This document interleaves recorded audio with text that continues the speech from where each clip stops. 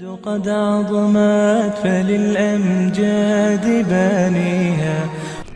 আসসালামু আলাইকুম দর্শক, ইসলামিক প্রেরণা চ্যানেল থেকে আপনাদের সবাইকে জানাই শুভেচ্ছা। দর্শক, আজকে আমরা জানব আজানের উৎপত্তি হলো কোথা থেকে। ইসলামে প্রথমে নামাজের জন্য একত্রিত হওয়ার কোনো নির্দিষ্টভাবে ডাকার কোনো পদ্ধতি ছিল না, কিন্তু যখন নামাজের সময় হতো তখন সাহাবীগণরা মসজিদে নববীতে সবাই একত্রিত হতেন।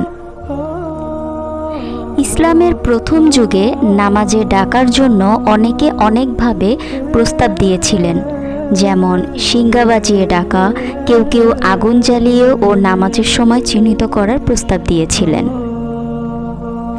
কিন্তু পরবর্তীতে একসময় হজরত আবদুল্লাহ ইবনে যায়েদ রাদিয়াল্লাহু আনহুকে স্বপ্নে দেখানো হয় আজান দেওয়ার পদ্ধতি, এবং তিনি তার এই স্বপ্নের কথাটি রাসূল সাল্লাল্লাহু আলাইহি সাল্লামকে জানান। রাসূল সাল্লাল্লাহু আলাইহি সাল্লাম তার এই স্বপ্ন সত্য বলে ঘোষণা করেন এবং তিনি বিলাল ইবনে রাবাহ রাদিয়াল্লাহু তাআলা আনহুকে দিয়ে আজান দেওয়ার নির্দেশ দেন। সেখান থেকেই আজানের প্রচলন শুরু হয় এবং ইসলামের ইতিহাসে প্রথম আজান দেন বিলাল ইবনে রাবাহ রাদিয়াল্লাহু তাআলা আনহু। আজান হলো মানুষকে নামাজে ডাকার জন্য একমাত্র মাধ্যম। জামায়াতে নামাজ পড়ার জন্য আজান দিয়ে আহ্বান করা সুন্নত। ইসলামের প্রাথমিক যুগে পবিত্র মক্কা নগরীতে আজান ছাড়াই নামাজ পড়া হতো।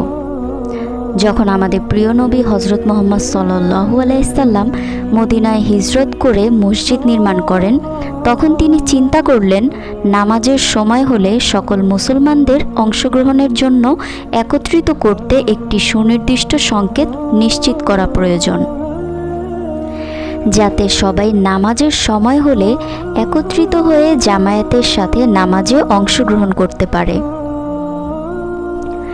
যখন রাসূল সাল্লাল্লাহু আলাইহি সাল্লাম একটি সুনির্দিষ্ট সংকেত নিশ্চিত করার প্রয়োজন মনে করলেন, তখন তিনি সাহাবাদের কাছে পরামর্শ চাইলেন।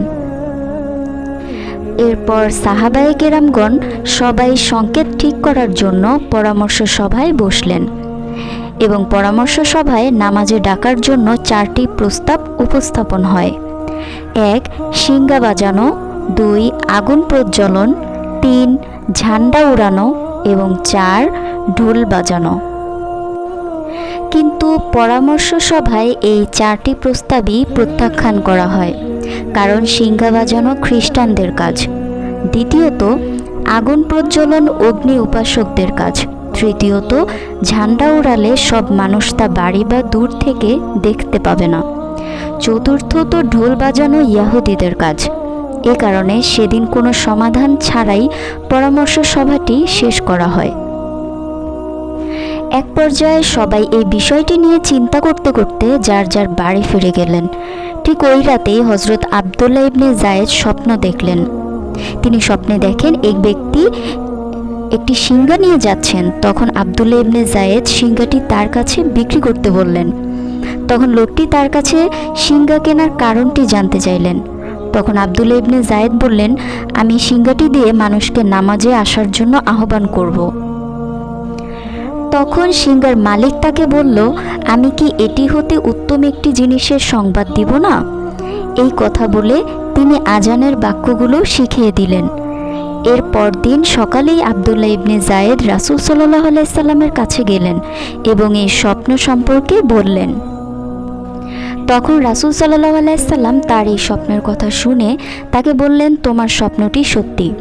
তুমি বিলাল রাদিয়াল্লাহু তাআলার কাছে যাও এবং তাকে এই বাক্যগুলো শিখিয়ে দাও, তিনি যেন এর দ্বারা মানুষকে নামাজের জন্য আহ্বান করেন। আজ থেকে বিলাল আজান দিবে।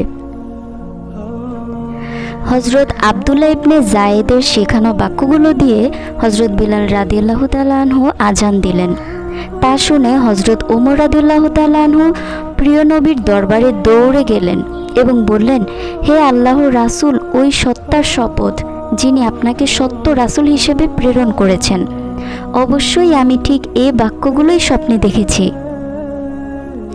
অর্থাৎ আবদুল্লাহ ইবনে যায়েদ যে স্বপ্নটি দেখেছিলেন ঠিক একই স্বপ্ন ওমর রাদিয়াল্লাহু তাআলা আনহু সেই রাতে একই স্বপ্ন দেখেছেন।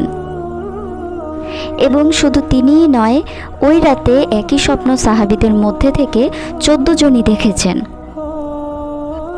ফজরের আজানের একটি বাড়তি বাক্য আছে, আসসালাতু খায়রুম মিনান নাওম। এ সম্পর্কে জানা যায় যে একদিন হযরত বেলাল রাদিয়াল্লাহু আনহু ফজরের আজান দিচ্ছিলেন। তখন তিনি জানতে পান যে রাসূল সাল্লাল্লাহু আলাইহি সাল্লাম ঘুমে আছেন।